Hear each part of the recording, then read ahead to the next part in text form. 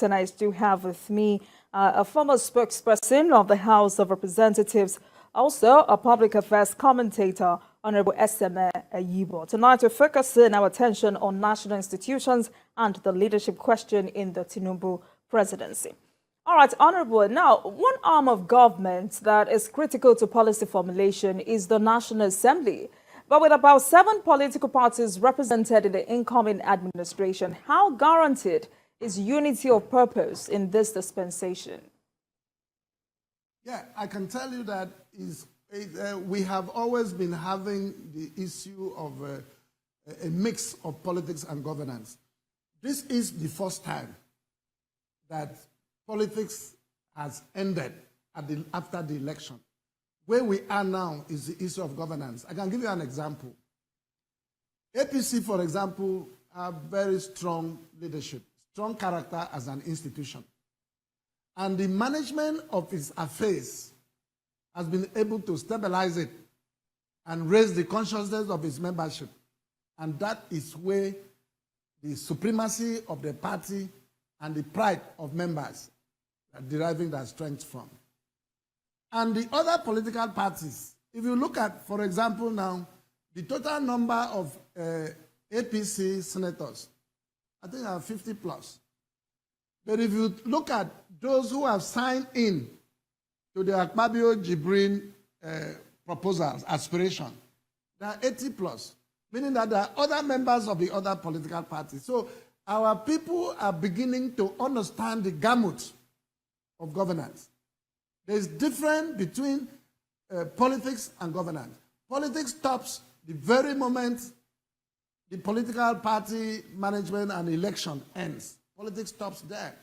Governance commences the moment you are admitted on the oath of the Federal Republic of Nigeria, to the extent that you shall not engage in any ill will. And by the International Covenant of Civil and Political Rights, Article 25, it emphasizes on the issue of participation.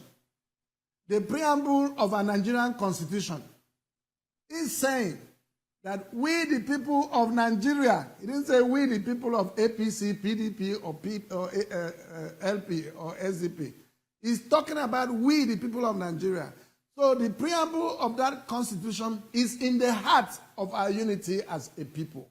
So when once we are admitted to that oath of that Constitution, you have suddenly migrated to become part and parcel of that Section 4. So if you read Section 4 of our Constitution, the community reading of Section 4, and of course, Chapter 2, Section 14, sub 14, 1A and B, you know, if the community reading of that will tell you the importance of these institutions. And going further, the Constitution has domesticated from the international civil and political rights.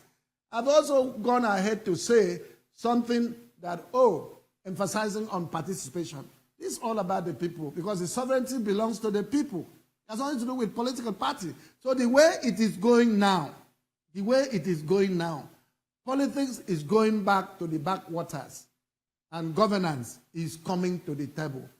And take note, it's only a man like Asiwaju Bola Ahmed Tinubu who will be able to wake up on the day of his inauguration and said subsidy has been withdrawn. Subsidy is not possible. And this country is still peaceful. People are still going about doing that thing. Because of the love people have for him. Because people understand he has a pedigree, he has a background. They saw him when he was in Lagos as a governor. They have seen series Honorable of his activities. As a former spokesperson of the House of Representatives, how would you react to the battle for leadership of the National Assembly? It's very democratic. The aspirations of all those people who are looking for are very democratic. But what I'm saying, however, is that the corridor should not be open for those who are in for commercial leadership. We should not allow mercantilist politicians to now want to seek the various offices of leadership, because what they are and what they are looking for, they don't want to become leaders. We know them to be dealers. So because they are dealers, if they assume position of leadership, they will engage in dealership. And if they engage in dealership, we all understand what dealership is all about. Profiteering. And if we continue to go that way, it means that we have subjected our institutions to further depreciation, further dilapidation. And the only way we can stop it is to talk to various representatives at the various levels that, look, Nigeria is alive. Nigeria has been resurrected. And let's watch and see what is the greatness of this country is in our unity and strength. And we cannot allow do-gooders to now come to create a black corridor to find themselves in and promote the enterprise of dealership. So Honorable SMA, with how honest you've been with me on the show today, do you agree with those who say the last National Assembly was more of a rubber stamp? Well, when you are talking about rubber stamp, I can only be a rubber stamp. I can only be your rubber stamp because of known and established deficiency of mine in terms of leadership. Before I become your own rubber stamp, care must have been taken in picking you to achieve certain purposes that may not be for the general good. But why the current National Assembly, under the chairmanship, may God make that possible, under the chairmanship of Senator Godswill Akpabio and Jibrin Barawo, is because these people are essentially balanced diets. Akpabio and Barawo and Jibrin are essential balanced diets that will be able to trigger robust legislative engagement that will bring out the best from the institution because they have pedigree, they have experience, they have capacity, they are creative. Because this is all about creativity, it's all about idea, it's all about, integrity and all of that. So they will never be rubber stamp. And in a presidency of a man who knows what he is doing, Jagaban is gargantuan. He's a gargantuan Jagaban. And at all times, what he represents is everything large, everything productive, everything that people must copy from, including innovations. So I have no doubt in my mind that the era of rubber stamping is gone if it goes the way it is going now. So, everything points to the fact that as a country, we are broke. That's servicing accounting for 96% of our revenue. What should we be doing that we're not doing? Well, you see, when we talk about corruption, corruption is not a tree which is planted in a particular compound or a seed you can buy from a particular supermarket. Corruption is very generic. There are state institutions that the money that they spend is enough to be able to activate and trigger socio-economic activities. Look at like NNPC, for example. This subsidy, what is the total number of liters, consumption level of our fuel? Nobody knows. Every year you come and see people on the television saying this country will consuming 16 million metric tons, which is not correct. But with the withdrawal of subsidy now, we will know the consumption level because we actually know the consumers. And the issue, I'm still giving that so that you understand where we got it wrong. Who are the people importing this fuel? In most cases, the petroleum products, they recycle it. The mothership will bring it, they will come offshore, and that will be received. And after the receipt of that product goes back again, maybe to Côte d'Ivoire, or go somewhere and comes back again. So they do round tripping. And we are paying for it. And who are the people receiving it? They are agents of government. And the people who are benefiting is a one small cabal that they continue to live on it. They live in Transcorp for as many years as possible. And all of that. And the rest are going to hospitals without even money to buy cards. You must also be aware that, look at the time we started with the telecommunication. There are certain telecommunication, one of the telecommunication company that came in to make a call was send a message was 25 naira. You are aware of it when it started. But when we now had more than 3, 4, 5 telecommunication companies, today you see most of the telecommunication companies even asking you a woof to subscribe for a woof. Some they have reduced the tariff to at most it's 4 naira, sending messages. So there's going to come a time that the real importers of petroleum products will come, and they will take their money, bring it in, they compete among themselves. You and I will have a choice of which station to go and buy. The other station where there is no adjustment, the other station, the quality of the fuel is bad, and all of that. We are all going to do it like business. That is why the removal of the subsidy has multifarious positive attention. So corruption in that regime, the money these people are stealing is enough to build refineries, not even to maintain the existing refineries, if any is existing. You know, state assets have been sold. State assets have been sold.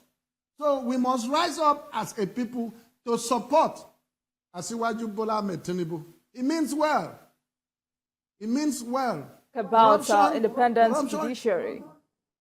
Honorable Seme, let's talk about independent judiciary, which is key for democracy. And the president has promised to reform the arm of government. How will you advise him to go about this? The judiciary, you are asking. Our judiciary, I don't want to say something that by the time I leave here, I'm committed to prison for contempt. But I'll try as much as I can to make sure that I speak within the confines of free speech. But there are a lot of cases and reports going on, especially in electoral matters, where people will go to court for justice, they get judgment. And of course, there is a difference between justice and judgment. And if it continues that way, by the time finally people have lost hope in the judiciary, you begin to have some level of self-help that will constitute a security flash. It happens in places like Brazil some years ago, in Chile, and all of that. So all I want to say, guidedly, is that the Chief Justice of Nigeria, or the President, should be able to also engage the heads of courts in the judiciary and let them understand that the feeling of Nigerians is that they go to court, instead of getting justice, they get judgment. That they should sit up.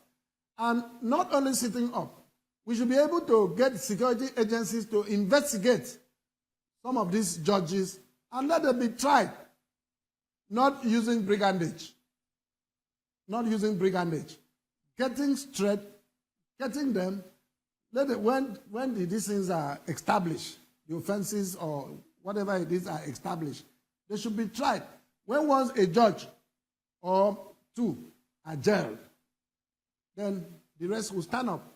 But what we have in this country are 3 legs on the table. You have the executive, you have the judiciary, you have the judiciary and the legislature. I am very, very comfortable and confident, and I can speak, like I said, using my heart as a collateral.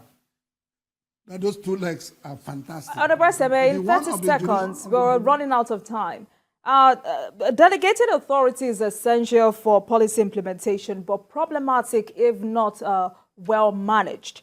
How will you advise the president on this? Again, please repeat yourself. Delegated authority is essential for policy implementation, but problematic if not well managed. How will you advise the president on this? In 30 seconds. You know, the president is inheriting a lot of persons who are used to using institutions as a cesspool for corruption. The president is coming to meet. He cannot sack everybody. He cannot sack everybody. But he has to now devise a means for supervision. That whatever policy he has to engage the various levels. If he wants to come up with a particular policy, he will engage the National Assembly, engage the Judiciary to now be able to understand how they will have to.